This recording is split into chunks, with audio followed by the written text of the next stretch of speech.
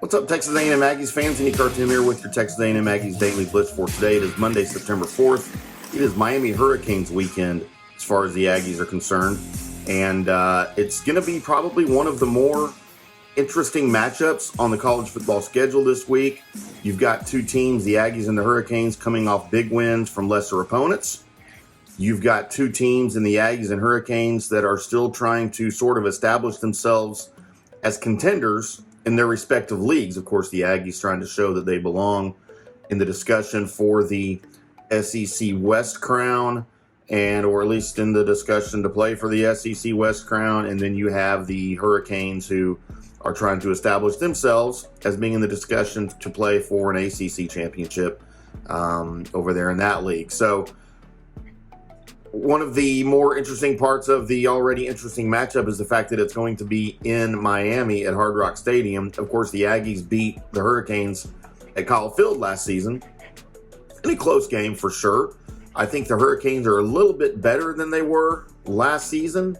They've had quite a few changes. We're going to talk about those changes as the week goes on in some of our other previews. Today, I wanted to just give you guys a quick rundown for who to look out for.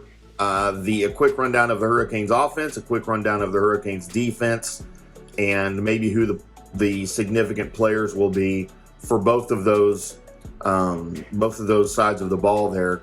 So we know that Miami on last Friday night got a big win over the other Miami of Ohio, the Red Hawks.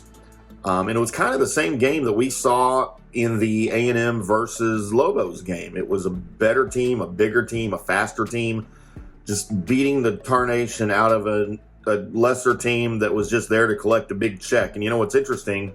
You have people complain about, why do these big schools, schedule these cream puffs, so-called cream puffs in week one? And, don't forget college football doesn't have a preseason. So a lot of the bigger programs kind of want that warm up right before they get into maybe league play, before they get into their conference play, or some tougher matchups. That doesn't always work out. It's not always a gimme game. I mean, I think we had three. I know Purdue lost this week. I forget who all. You had three bigger schools lost at home to smaller organizations or smaller programs that were there to collect a check. And, for some of these smaller schools, you think, well, why would they put themselves in that position? Well, it's because for some of those smaller schools, they get $1.5 million. The Lobos, I think, got $1.2 or $1.3 million to come to Kyle Field. For some of those schools, that pays their entire freaking athletic department, everything they need to pay for their athletic department for that year. So that's why a lot of the schools do that. But Miami versus Miami of Ohio, you saw kind of the same as you had the Aggies versus the Lobos. Just beating the crap out of a smaller school, smaller players, a lesser program. And that's kind of what you needed to see out of the Aggies. I talked about it in the preview a little bit in some of the articles that we wrote over at allaggies.com. But the Aggies needed a quick start to the game. They needed a quick start to the season.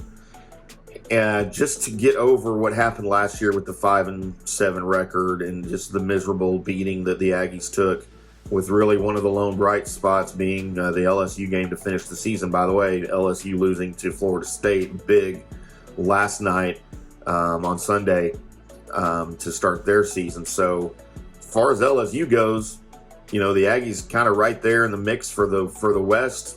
We'll see how the season carries out, but the running game for the Miami Hurricanes concerns me tremendously.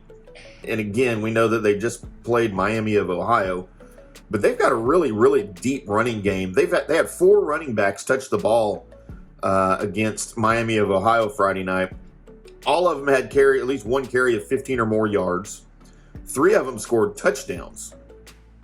And they all looked really good. I don't know if you guys watched it or not. Of course, I watched it because I was trying to, scout for A&M coming up. But Miami's not a bad team. Miami's a good team. They're better than they were last year. They're a deeper team than they were last year. And, of course, you expected that in Mario Cristobal's second year there in Miami at the helm there of the program. As far as the defense goes, we'll go into the quarterback. Tyler Van Dyke, He's got an arm. He's got a gun. I'm not sure that Tyler Van Dyke is going to be the focus of the Hurricanes' game plan against the Aggies, just because of the Aggies' pass rush. But, Tyler Van Dyke is still a weapon, and we'll talk about him a little bit more as the week goes on. Going into the defense a little bit, they've got a really good run defense. At least they did against Miami of Ohio and the Redhawks, so we'll see how that translates. But I strongly feel like after what they saw on game film of Connor Weigman, they're going to probably focus on the rushing game and make Weigman beat him with his arm, because their secondary is considerably better than the Lobos secondary.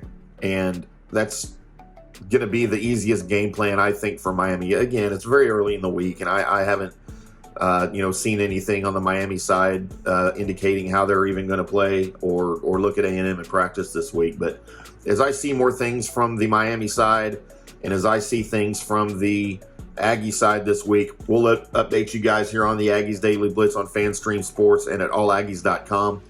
Make sure you check out our other great shows at fanstreamsports.com. If you got friends that are Notre Dame fans, got friends that are Ohio State fans, Longhorns fans, we've got all the great shows over at fanstreamsports.com, longhornscountry.com, and all of the great college coverage, as well as some pro coverage for you over there too. But we'll do it all again tomorrow with some more Miami Aggies information. Until then, boys and girls, we'll see you.